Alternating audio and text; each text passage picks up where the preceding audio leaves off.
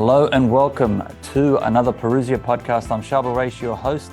Excited for our guest today, a very good friend who's been to Australia a few times now and is the author of multiple books. The founder of the Chastity Project is none other than Jason Evert, and he joins me live across the States. Hello, Jason. How you doing? Good to see you again, Charbel. Yeah, thanks for joining us. How have things been? It's been a while. We haven't seen you in Australia for a while, and I know you've still been busy through the pandemic. You've been doing lots of online events, but things opening up over there. Are you back into the schools these days?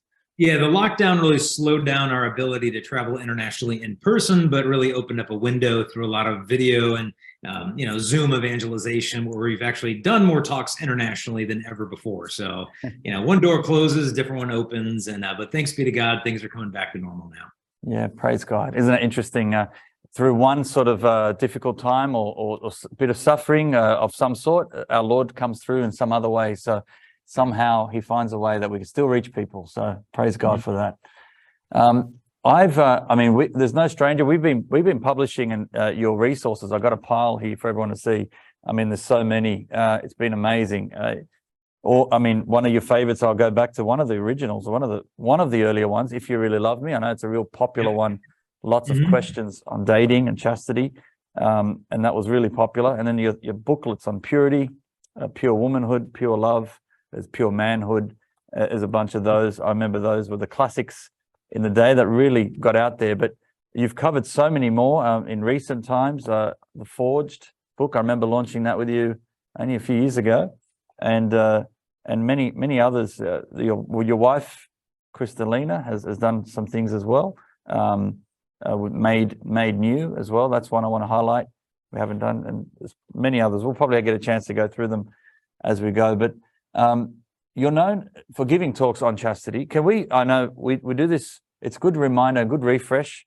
I want to cover the topic of contraception today, but just in general, chastity again, what the meaning of chastity means, and then we can sort of unpack from there.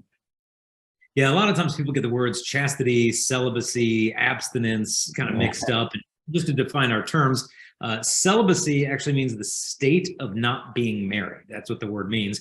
Abstinence is typically just the absence of something. And so in this realm, it would just be the absence of sexual activity.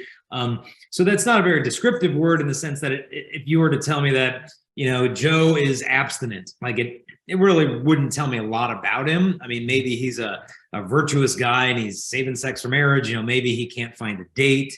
Maybe he died 100 years ago. Like, it really doesn't tell us anything. It just tells us what he's not doing, being sexually active.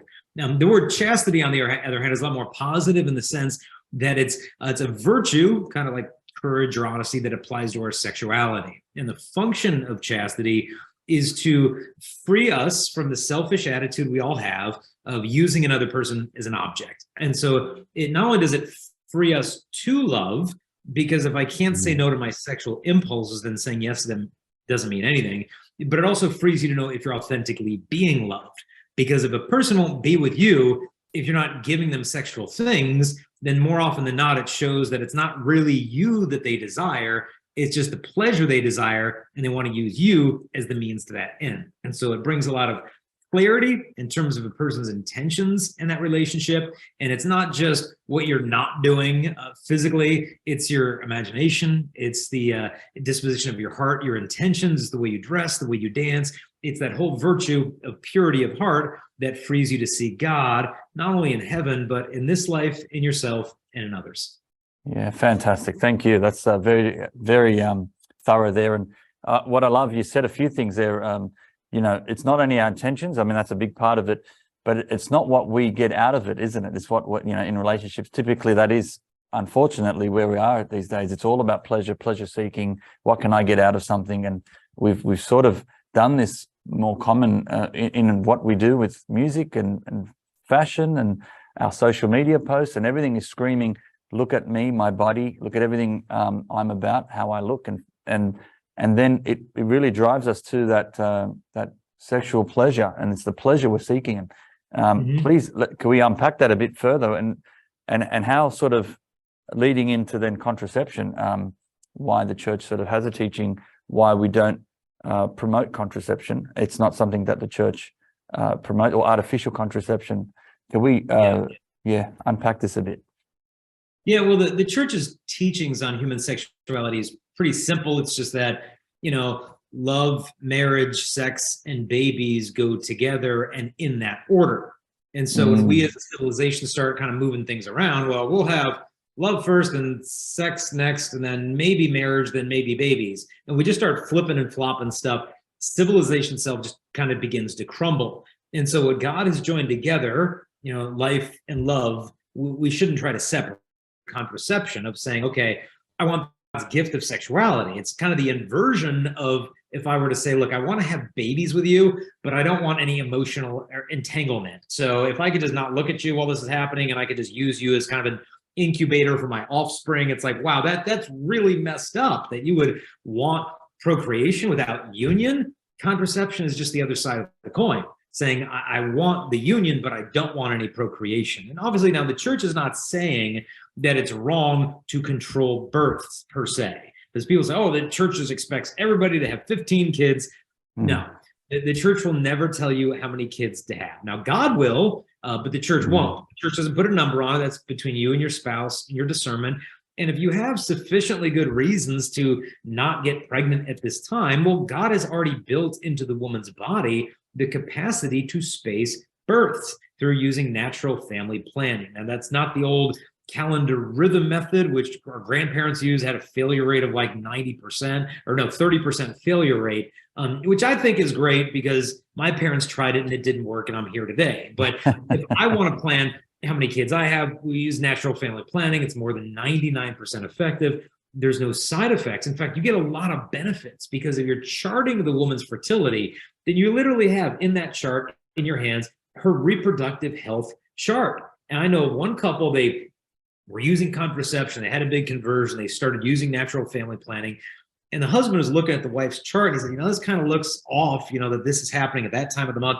Let's talk to your doctor. And the doctor looked and said, yeah, your husband's right. Something does appear to be off. I want to get your thyroid examined immediately. Send them off. The thyroid specialist.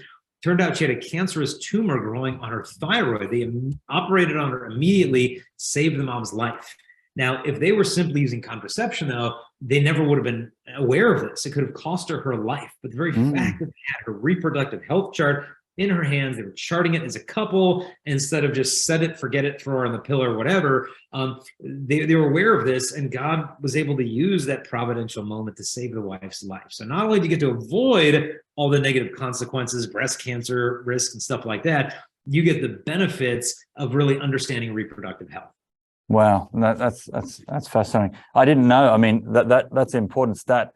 99% effective, this natural family planning now by measuring. That's more effective than actual artificial contraception. As far as, would that be right? Yeah, it is more effective than basically every form of reversible contraception. Sterilization would technically have a higher, success rate because you're technically mutilating the human body's capacity to reproduce. Now, even that isn't 100%, but it is as effective or more effective than any form of reversible contraception. Some people say, well, then what's the difference? I mean, you're basically doing the same thing, aren't you? I mean, potato. I mean, what you could say to that is, okay, well, if it's the same thing, then just use natural family planning.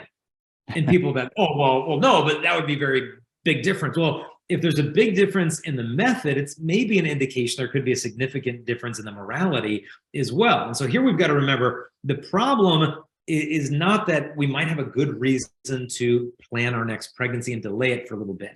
That could be done for good reasons. It could be done for selfish reasons. So you could have a selfish couple using NFP. And the sin there isn't NFP. The sin there is the selfishness. Or you could have a couple that has a really legitimate reason not to have another pregnancy, but then they contracept. And so their motive is good, but the means is not. And so in order for an act to be ethical, you need both the motive and the means to be ethical, and then the act is truly good. And so, yes, there could be selfish motives to using NFP, and that would need to be addressed, but natural family planning itself is not contraceptive. You're not engaging in a sexual act and then purging out the sexual life.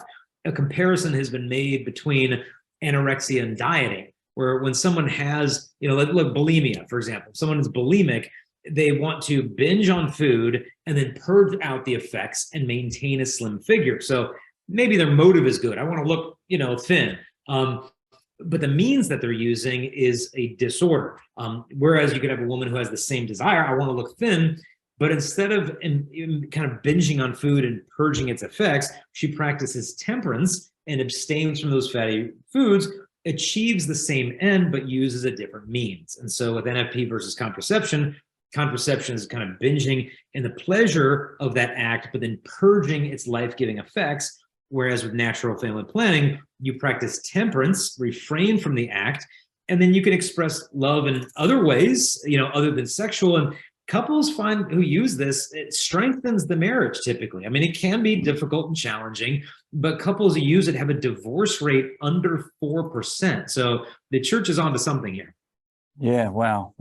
Look, it's a huge topic because of the ramifications, literally. We got life, it's life or death. It's life in the sense of we have literally life, it's being open to life, but death is that we can be blocking life and in some cases, without even realizing, killing life. And in some forms of contraception are actually doing that. We might unpack the different methods there, but it is so profound what you're saying, because it is life and love come together.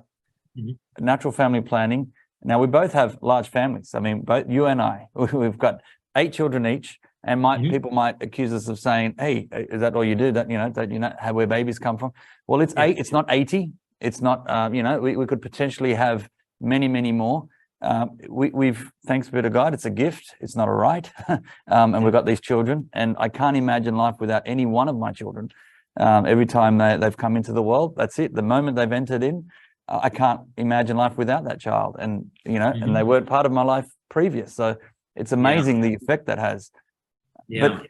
But the power of this, when people do understand it, there is a freedom, isn't there? I mean, you and I can speak about this versus the alternative. When you're close to life, there is something that you're holding back. And so, I would argue that the real love is actually listening to not only our bodies, but each other and our wants and needs, and my wife as well.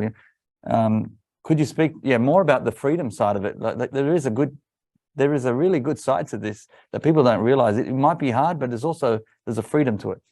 Yeah, and a lot of people kind of dismiss natural family planning because it involves sacrifice. It does make demands on you because you have to abstain for a certain amount of the month if you've discerned that now's not the time to have kids. And for some couples, that can be a tremendous strain on them, where maybe the wife wants to practice NFP, the husband's not on board.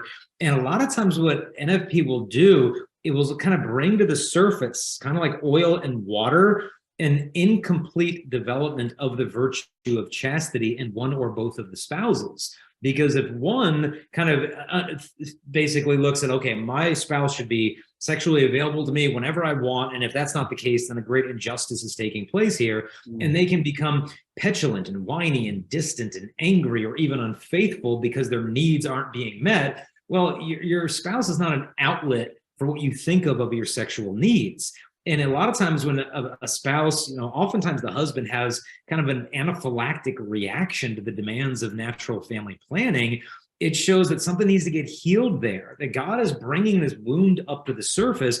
And it's just a lot easier to blame NFP as the problem. We'll see that church thing, that's causing the problems in the marriage. It's like, no, this church thing is actually bringing to the surface the real problems that need to get healed. But it's a lot easier to externalize and blame shift than it is to look inside and be like, okay, maybe I do have some selfishness and some lust and maybe even some addiction going on that Christ wants to enter into and heal in that place. And so, yes, it can cause tension and strife. It is demanding for sure. But I mean, what am I going to tell my kids now?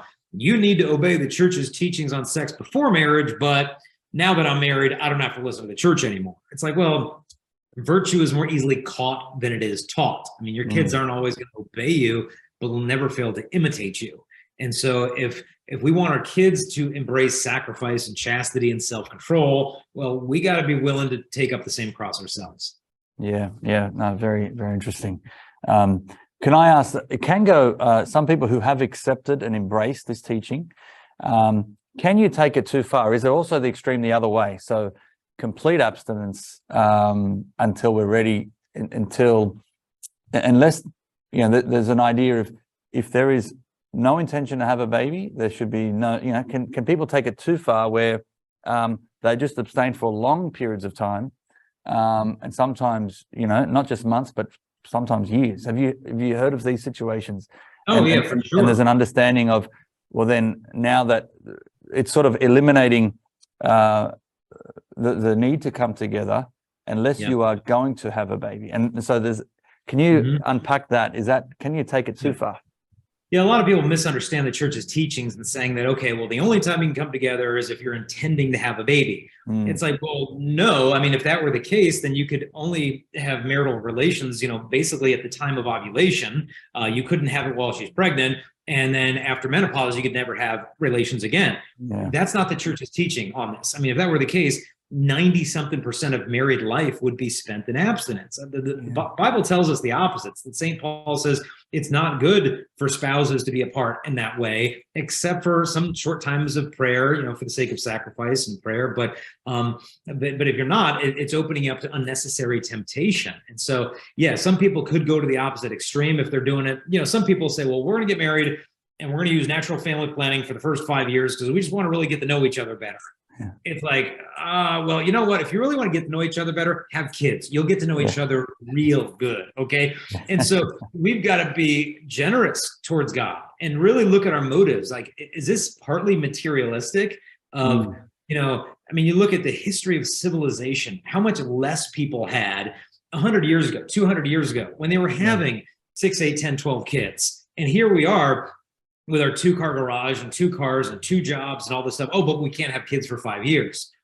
We need to take that to prayer, I think, a little bit and ask, okay, is this me being afraid to say yes to what the church calls the supreme gift of marriage, which is children? And we need to, it's one thing to sit in the kitchen and be like, oh, bless us, O Lord, and these thy gifts. Okay, great. Like he's our Lord in the dining room with the mashed potatoes or whatever. But is he Lord of the bedroom? Am I actually willing to give him lordship over every aspect of my life, even something so personal as our sexuality? And until he's Lord of everything, then he's just a compartmentalized God.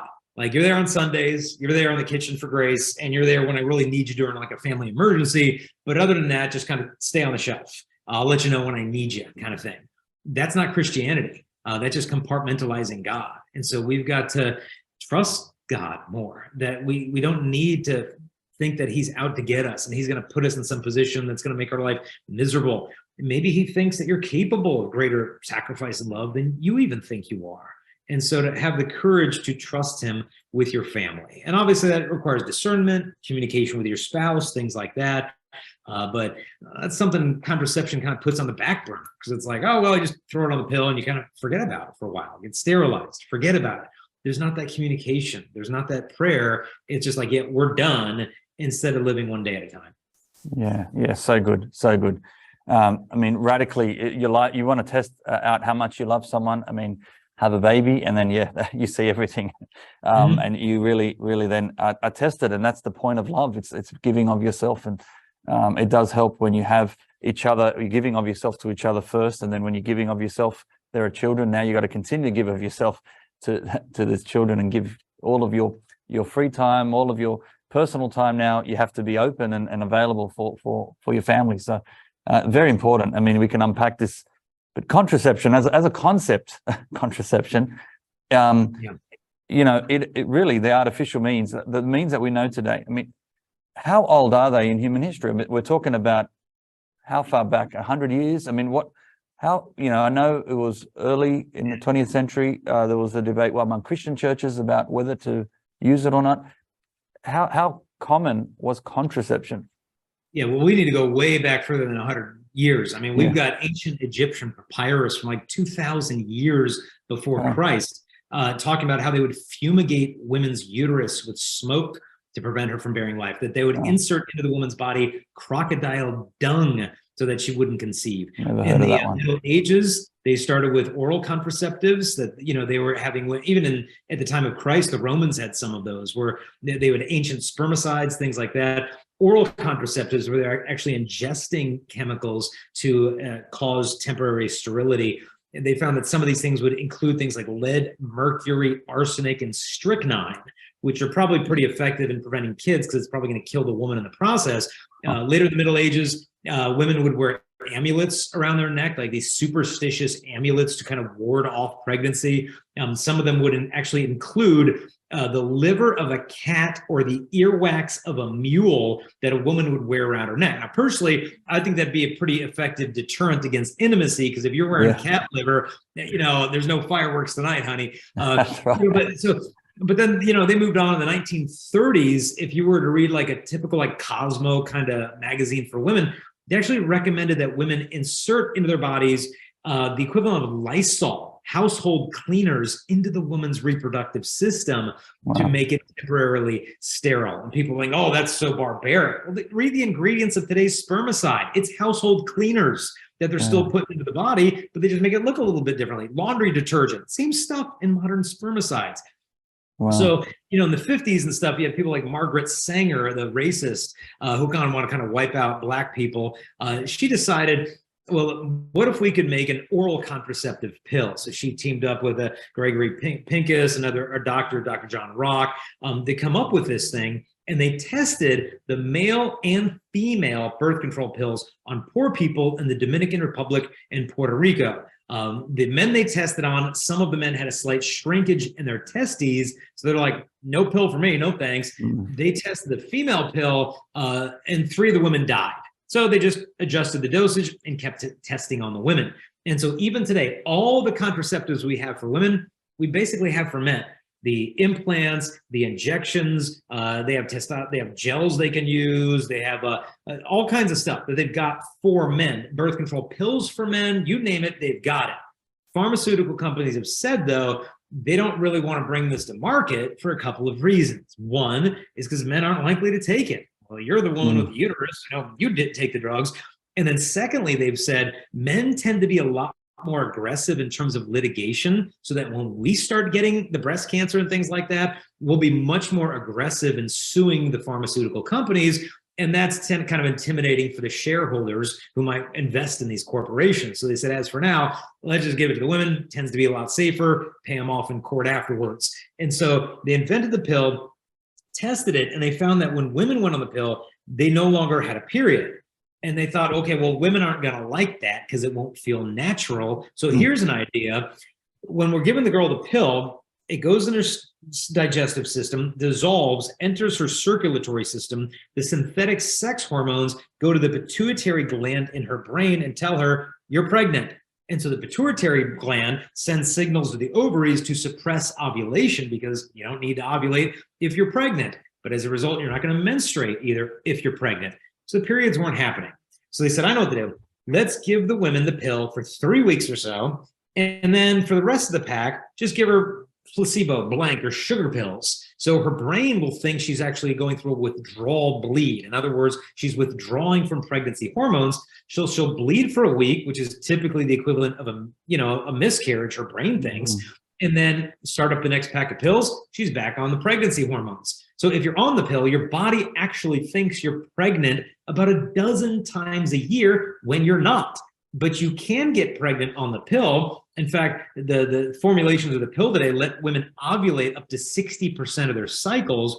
But then when they do ovulate and you do become pregnant, the pill will also thin out the inside of her uterus, called her endometrium. So the baby tries to attach in the uterine wall. It's too thin to offer the nourishment, and the baby's aborted when he's about a week old, before the woman even knows that she's pregnant. And this is in the patient insert packet on every birth control pill, but women don't read the fine print. They think it's a contraceptive when it can actually act as an abortifacient. And so this gives you just the tip of the iceberg as to how much information women are not getting on contraceptives. I say, hey, give them all the information. Tell the high school students about it, college students, because believe me, if people knew as much information as they should, those companies would go bankrupt overnight. Wow. You just, so many truth bombs there. We have to encourage everyone to go back and investigate further and research here, because that's alarming, all what you just said there. But how many people would have known that it's an abortifacient? And just speaking on I mean, the topic of abortion, how many, and I know among Christian churches, we were very much united, on contraception up until, what is it, the 20s or 30s? And then bit by bit, more and more churches started to accept contraception. Now, every Christian church, every Christian denomination for 1,930 years, all the Protestant reformers, Calvin, Zwingli, Luther, Hobbes, all of them were very clear that contraception is evil. I mean, they speak out more firmly against it than any bishop you'll find in the Catholic Church today. Yeah. I mean, Luther, these guys were completely against it. In the 1930, the Anglican Church at this Lambeth conference said, well, it could be used sometimes in extreme circumstances in some marriages. And after that, the Protestants actually said no. They said, look, this is crazy. The Baptists were against it. Everybody spoke out against the Anglicans. But then give it another decade or so, and basically everybody caved in except for the Catholic Church. What's interesting, from the 30s to the 60s, so we've got then, Humane Vitae, what year was that? Is that written? 1968. 68. So the pressure on Pope St. Paul VI, in writing that, and there was an expectation that even among Catholics, he was going to allow contraception. And when the document comes out, it's just this huge, moment. Like, what? He's not allowing it. What? And it's a very prophetic document, because it really, the Catholics really stood there on the side of truth. They didn't want to just cave in what people wanted. What is truth for all of us? And the idea that what the Pope then prophesied, there would be an increase of abortion. Well, and people thinking that doesn't make sense. Contraception will minimize abortion, but the opposite's happened since then. Increase of divorce, and people think, hang on, that's crazy too. That should help people be intimate and all that. But no, the divorce rate's gone through the roof. Increase of breaking up of families as well, and the list goes on. Very prophetic in what he predicted back in the 60s. Here we are now in 2022. And wow, everything he said has come to light and been true. But also there's other things we're dealing with now that maybe he wasn't even predicting. But can we talk into that? So the pro-life idea of, abortion. Recently, Roe v. Wade, never thought in a million years I would have seen that, and praise be to God, overturned. So many people fighting, 49 years for that. But the idea of the world as a whole, not understanding, I guess the evils of abortion and the idea. Can you talk into the idea of, if contraception, what was Pope Paul VI talking about? If you include contraception, you will increase abortion. What is he talking about? Because it was true. People are like, oh, no. The more contraception you give out, the abortion rate will go down.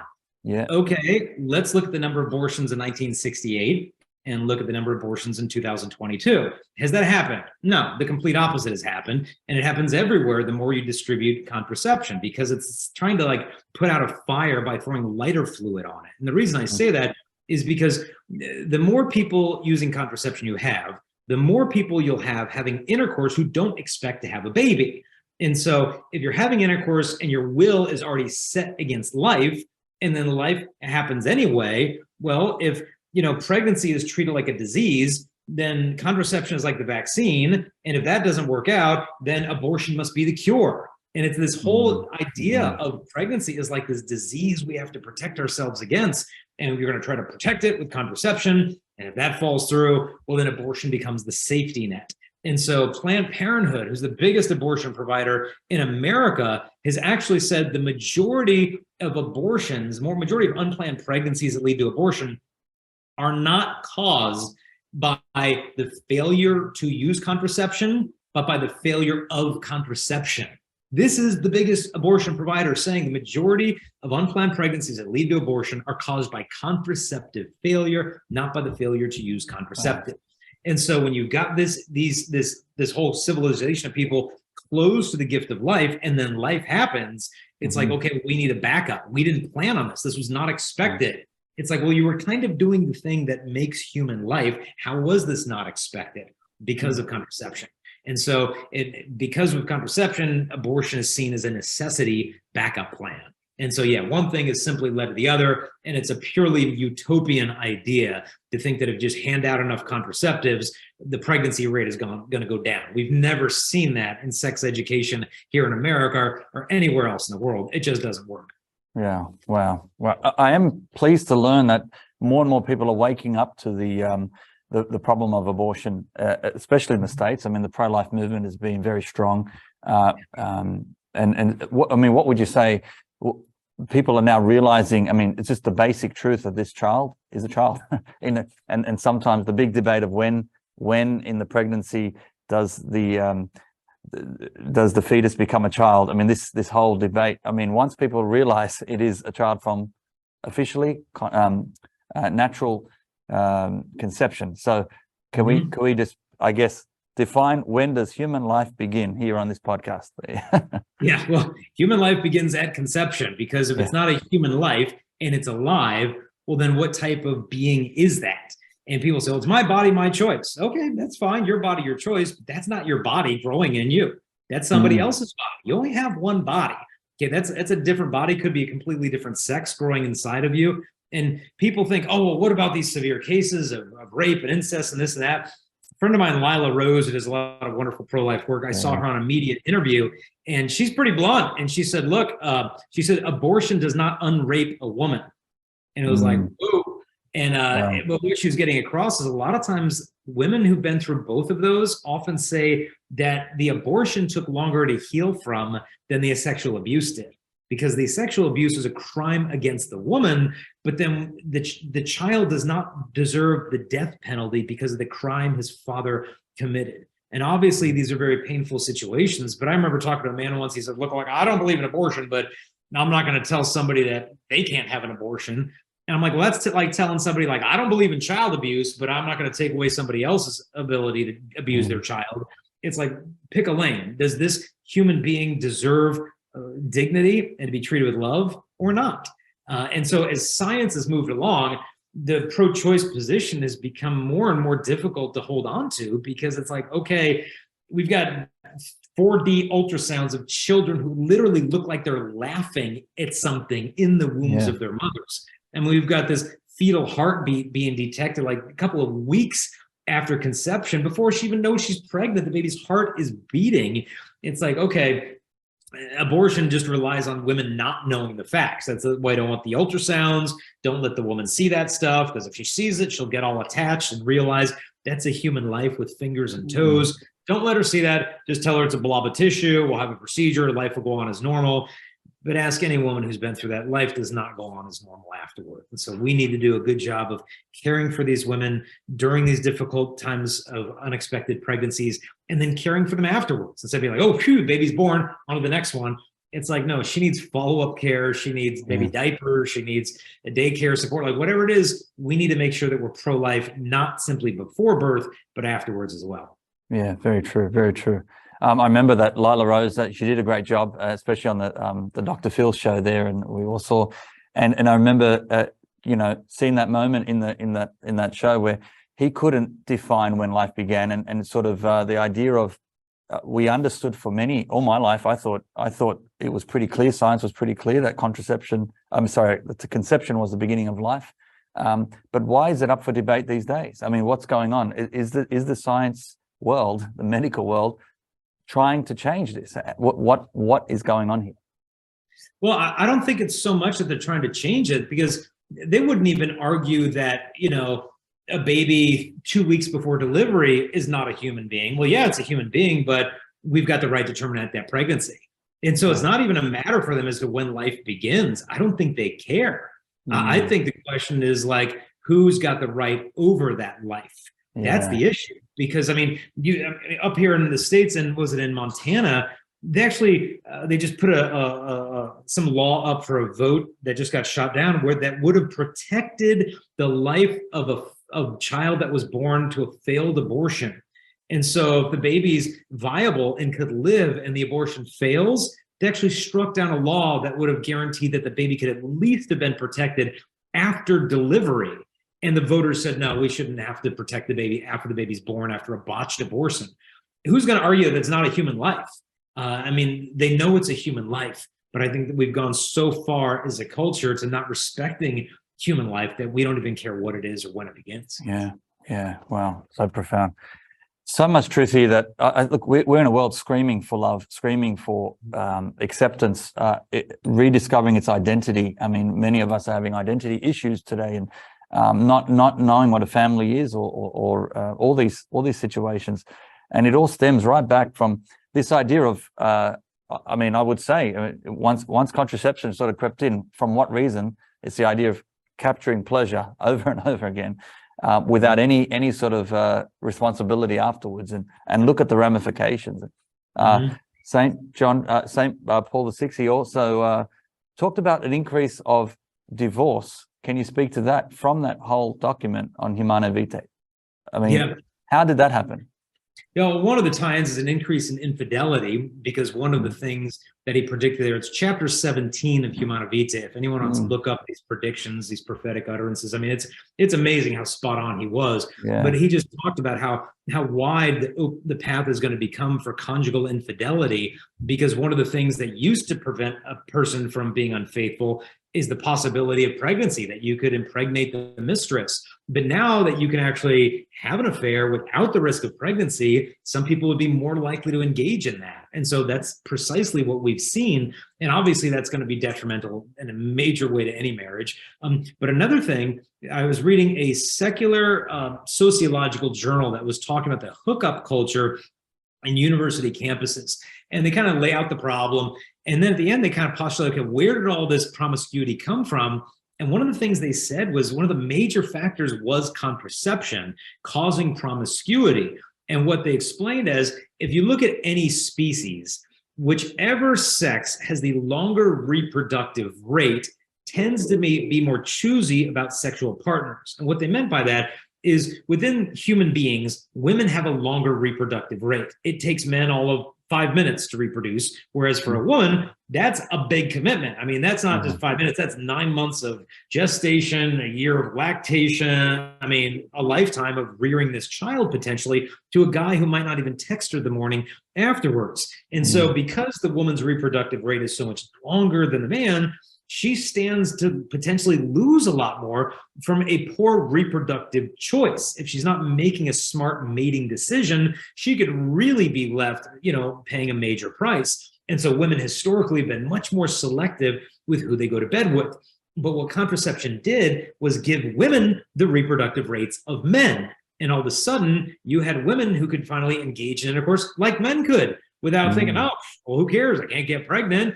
And then they began lowering how choosy they were in spouses. And this just became the hookup culture, all made possible because of contraception. Because to say, I want to sleep with you is one thing, but I want to have a baby with you is a completely different matter. And so once we're taking away the potential for life and you simply have the pleasure that's at your disposal, it's going to do nothing but spawn more promiscuity, which obviously isn't going to contribute well to the stability of marriages in the future. Wow, so much in this. I mean, the idea, you talk about hookup culture and then this whole concept, and people are still wondering, I remember, we used to say, why do I need a certificate, a marriage certificate to prove my love with someone?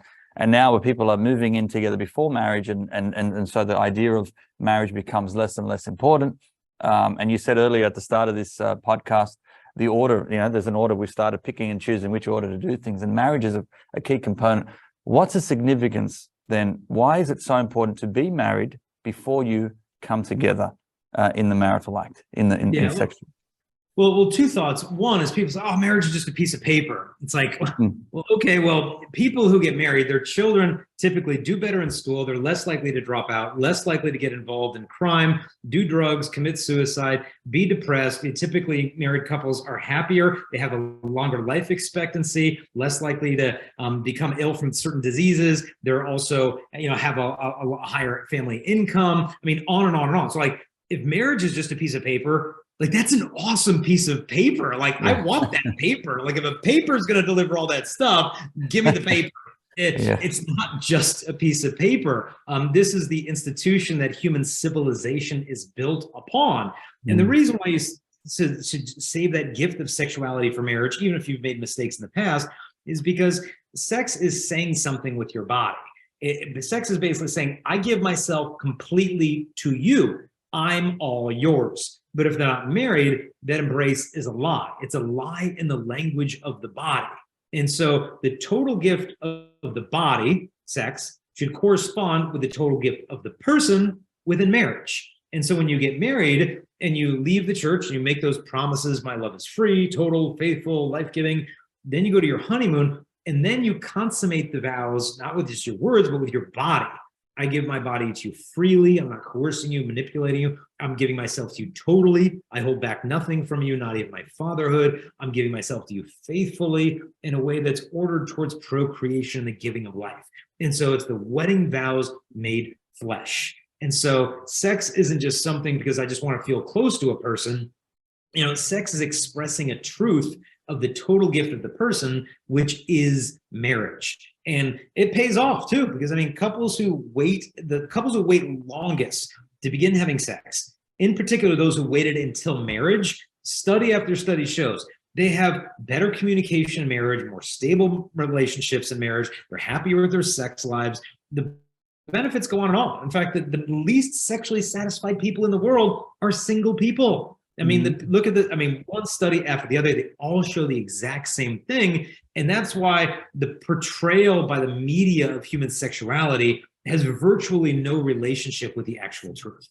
Yeah, well, so true. That's so true.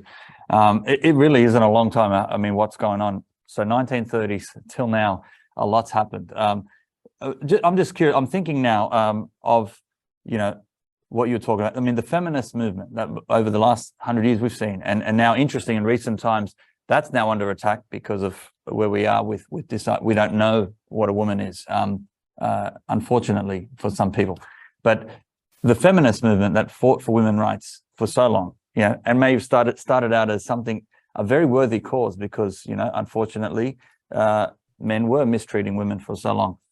But could you speak to that? I mean, do we know a bit of history here? I mean, is contraception in some way, shape, or form linked in somehow to this? I'm just wondering. It's just something I'm curious about. Oh, there's no doubt at all. I mean, you read the early feminist writers. I mean, Simone de Beauvoir, Judith Butler, more recently, Margaret Sanger. Many of the feminists talked about what was really holding them back was their fertility.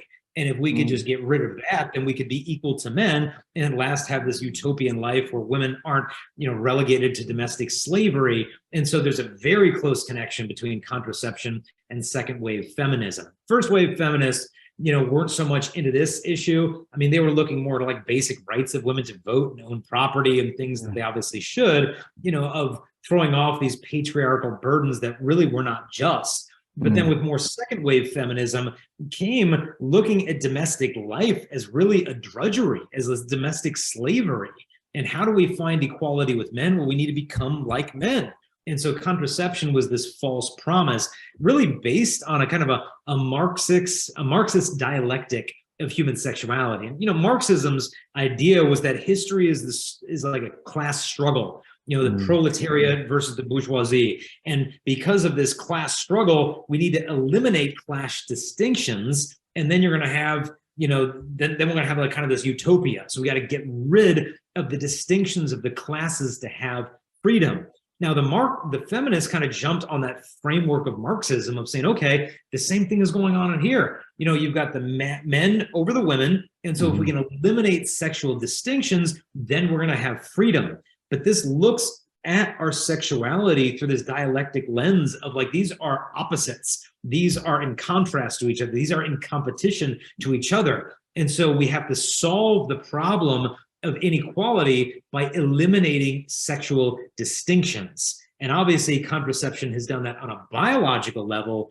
And now gender theory has done it more on a psychological level. Yeah, very interesting. I mean, it's a confusing time now because, the idea of we are different, male and female. God created us. We are different. We are complementary, but we're trying to be as same as possible. And it's almost like I don't know if someone who's really the second wave of feminism, pushing for the rights, pretty much to be not celebrating who they are as a woman, which is quite beautiful, and wanting to be like a man in many ways. And it's like that's been going for decades, right? And I don't know, that's undermining your whole cause here, because you're trying to say that I want to be equal to this other gender, but the problem is you're refusing at the same time to admit the beauty and the treasures of your own, what you have. Yeah.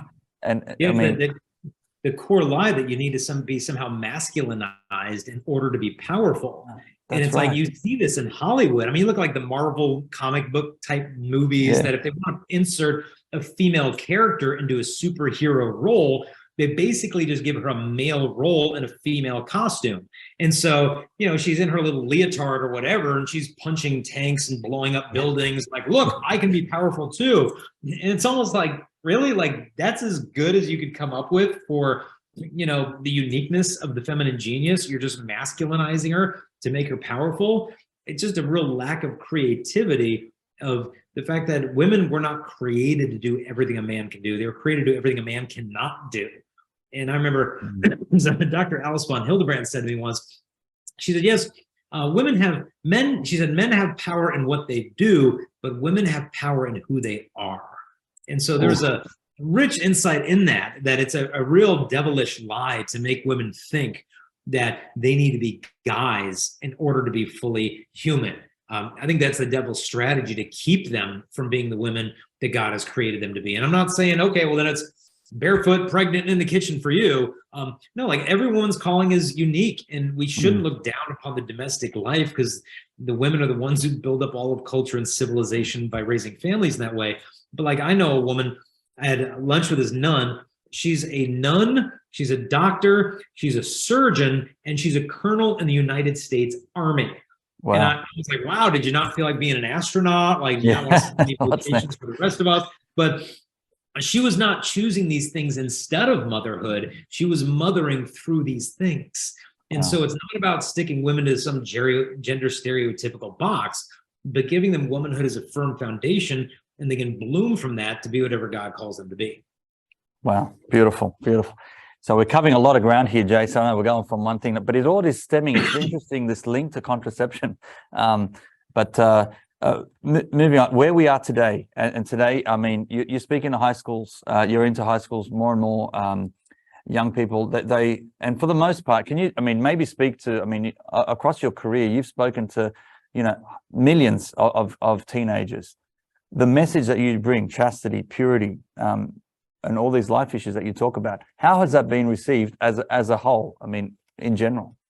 Oh, I mean, people would think I have some difficult job of like trying to sell chastity to high school and college kids, but it's like easiest sell, I think, in the world, because their hearts are made for love, their minds are made for the truth, and chastity offers them both. And granted, when they come into the assembly halls and the gyms, like, oh, here we go, stupid chastity sex talk. But, you know, you break through that quick enough and you realize, okay, I'm not wagging a finger and shaming and judging them. I'm really asking, like, what is it you really want when it comes to relationships? And teaching them the distinction between loving and using is something they want to know. I mean, I told the kids at a high school in New York, hey, if you guys need to hang out and talk afterwards, I'll be here to listen.